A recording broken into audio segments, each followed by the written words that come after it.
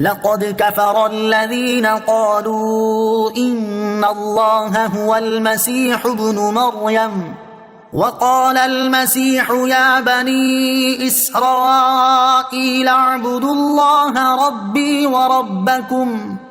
إنه من يشرك بالله فقد حرم الله عليه الجنة ومأواه النار وما للظالمین من انصار۔ ترجمہ: بے شک وہ لوگ کافر ہو گئے جنہوں نے کہا کہ اللہ وہی مسیح مریم کا بیٹا ہے، حالانکہ مسیح نے تو یہ کہا تھا اے بنی اسرائیل اللہ کی بندگی کرو جو میرا بھی رب ہے اور تمہارا بھی رب ہے، بے شک جو اللہ کا شریک ٹھہرائے تو اللہ نے اس پر جنت حرام کر دی اور اس کا ٹھکانہ دوزخ ہے اور ظالموں کا کوئی مددگار نہیں۔ لقد کفر الذین قالوا، بے شک وہ لوگ کافر ہو گئے جنہوں نے کہا، عیسائیوں کے بہت سے فرقے ہیں، ان میں سے یعقوبیہ اور ملکانیہ کہتے تھے کہ مریم نے الہ یعنی معبود کو جنا، اور وہ یہ بھی کہتے تھے کہ الہ یعنی معبود نے عیسیٰ کی ذات میں حلول کر لیا اور وہ ان کے ساتھ متحد ہو گیا، تو عیسیٰ الہ یعنی معبود ہو گئے۔ معاذ اللہ ثم معاذ اللہ، عیسائیوں نے اللہ تعالیٰ کے ساتھ حضرت عیسیٰ علیہ السلام کی بھی توہین کی کہ وہ تو اپنے کو رب عز و جل کا بندہ کہتے تھے اور یہ انہیں جھٹلا کر انہی کو رب کہنے لگے۔ لقد كفر الذين قالوا إن الله ثالث ثلاثة وما من إله إلا إله واحد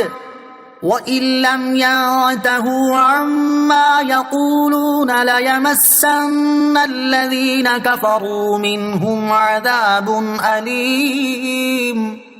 أَفَلَا يَتُوبُونَ إِلَى اللَّهِ وَيَسْتَغْفِرُونَهُ وَاللَّهُ غَفُورٌ رَّحِيمٌ۔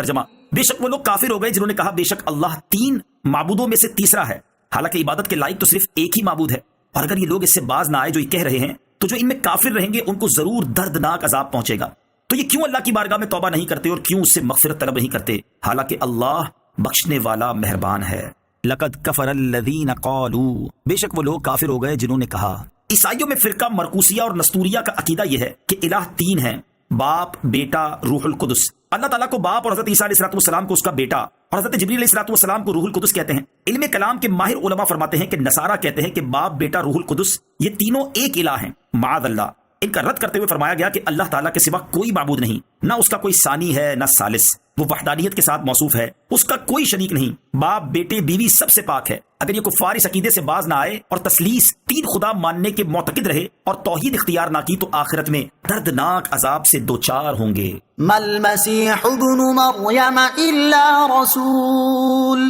قد خلت من قبله الرسل وامه صدیقہ كانا يأكلان الطعام انظر كيف نبين لهم الآيات ثم انظر أنا يؤفكون۔ ترجمہ: مسیح بن مریم تو صرف ایک رسول ہے، اس سے پہلے بہت سے رسول گزر چکے ہیں اور اس کی ماں صدیقہ بہت سچی ہے، وہ دونوں کھانا کھاتے تھے، دیکھو تو ہم ان کے لیے کیسی صاف نشانیاں بیان کرتے ہیں، پھر دیکھو وہ کیسے پھرے جاتے ہیں۔ مل مسیح ابن مریم الا رسول، مسیح بن مریم تو صرف ایک رسول ہیں۔ یہاں حضرت عیسیٰ علیہ السلام کے خدا نہ ہونے کی دلیل بیان کی ہے، چنانچہ فرمایا کہ حضرت عیسیٰ بن مریم علیہ السلام ایک رسول ہے، خدا نہیں ہے، لہٰذا ان کو خدا ماننا غلط، باطل اور کفر ہے۔ ان سے پہلے بھی بہت سے رسول گزر چکے ہیں اور وہ رسول بھی معجزات رکھتے تھے، یہ معجزات ان کی نبوت کی صداقت کی دلیل تھے، نہ کہ خدا ہونے کی۔ اسی طرح حضرت عیسیٰ علیہ السلام بھی رسول ہیں، ان کے معجزات بھی ان کی نبوت کی دلیل ہیں، نہ کہ خدا ہونے کی، لہٰذا انہیں رسول ہی ماننا چاہیے، اور جب دیگر انبیاء کرام علیہ السلام کو معجزات کی بنا پر خدا نہیں مانتے تو ان کو بھی خدا نہ مانو۔ وَأُمُّهُ صِدِّيقَةٌ، اور اس کی ماں صدیقہ ہے، یعنی حضرت مریم رضی اللہ تعالی عنہا بہت سچی ہیں، جو اپنے رب عز و جل کے کلمات اور اس کی کتابوں کی تصدیق کرنے والی ہیں، تو تم بھی ان کی پیروی کرو۔ نیز حضرت عیسیٰ علیہ السلام اور ان کی والدہ دونوں کھانا کھاتے تھے، جبکہ معبود کھانے سے پاک ہوتا ہے، اور کھانا کھانا بھی معبود نہ ہونے کی دلیل ہے، کیونکہ معبود غذا کا محتاج نہیں ہو سکتا، تو جو غذا کھائے، جسم رکھے اور اس جسم میں تحلیل واقع ہو، غذا اس کا بدل بنے، وہ کیسے معبود ہو سکتا ہے؟ قل اتعبدون من دون اللہ ما لا يملك لكم ضرا ولا نفعا واللہ هو السمیع العلیم۔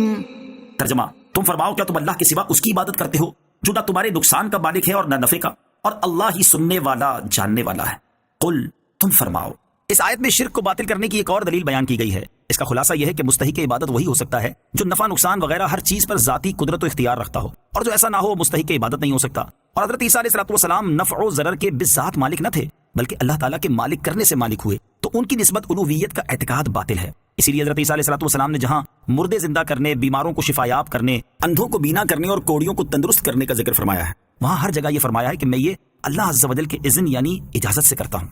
قل يا أهل الكتاب لا تغلوا في دينكم غير الحق ولا تتبعوا أهواء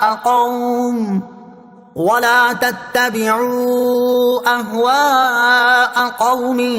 قد ضلوا من قبل وأضلوا كثيرا وضلوا عن سواء السبيل۔ ترجمہ: تم فرماؤ اے کتاب والوں، اپنے دین میں ناحق غلو زیادتی نہ کرو، اور ان لوگوں کی خواہشات پر نہ چلو جو پہلے خود بھی گمراہ ہو چکے ہیں اور بہت سے دوسرے لوگوں کو بھی گمراہ کر چکے ہیں اور سیدھی راہ سے بھٹک چکے ہیں۔ قل یا اہل الکتاب، تم فرماؤ اے کتاب والوں۔ یہاں تمام اہل کتاب کو ناحق زیادتی کرنے سے منع فرمایا۔ یہودیوں کی زیادتی تو یہ تھی کہ وہ حضرت عیسیٰ علیہ السلام کی نبوت ہی نہیں مانتے تھے، اور نصارہ کی زیادتی یہ تھی کہ وہ انہیں معبود ٹھہراتے ہیں۔ ان سب سے فرمایا گیا کہ دین میں زیادتی نہ کرو اور گمراہ لوگوں کی پیروی نہ کرو، یعنی اپنے بد دین باپ دادا وغیرہ کے پیچھے نہ چلو بلکہ حق کی پیروی کرو۔ اور یہ کرام اور ان کے مزارات کے حوالے سے غلو اور یہ کرام کی تعظیم کرنا اور فیوز و برکات حاصل کرنے کے لیے ان کے مزارات پر حاضری دینا جائز اور پسندیدہ عمل ہے، کیونکہ اولیاء کرام اللہ تعالیٰ کے مقبول بندے ہیں اور ان کے مزارات رحمت الہی اترنے کے مقامات ہیں۔ لیکن فی زمانہ اولیاء کرام اور ان کے مزارات کے حوالے سے انتہائی غلو سے کام لیا جاتا ہے کہ بعض حضرات ان کی جائز تعظیم کو ناجائز و حرام کہتے اور ان کے مزارات پر حاضری کو شرک و بت پرستی سے تعبیر کرتے ہیں، اور بعض نادان ان کی تعظیم کرنے میں شرعی حد پار کر جاتے اور ان کے مزارات پر ایسے امور سر انجام دیتے ہیں جو شرعاً ناجائز و حرام، جیسے تعظیم کے طور پر مزار کا طواف کرنا اور صاحب مزار کو سجدہ تعظیمی کرنا، مزارات پر مزامیر کے ساتھ قوالیاں پڑھنا، عورتوں کا مزارات پر مخلوط حاضر ہونا اور عرس وغیرہ کے موقع پر لہو و لعب کا اہتمام کرنا وغیرہ۔ تعظیم اولیاء کو ناجائز و حرام کہنے والوں اور مزارات پر حاضری کو شرک و بت پرستی سمجھنے والوں کو چاہیے کہ وہ اس آیت کو سامنے رکھتے ہوئے اپنی حالت پر غور کریں اور شرعاً جائز عمل کو اپنی طرف سے ناجائز و حرام کہہ کر دین میں زیادتی نہ کریں بلکہ حق کی پیروی کریں، اور مزارات پر ناجائز و حرام کام کرنے والوں کو چاہیے وہ بھی اپنے افعال سے باز آ جائیں تاکہ دشمنان اولیاء ان کی نادانیوں کی وجہ سے لوگوں کو اللہ تعالیٰ کے مقبول بندوں سے دور کرنے کی سعی نہ کر سکیں۔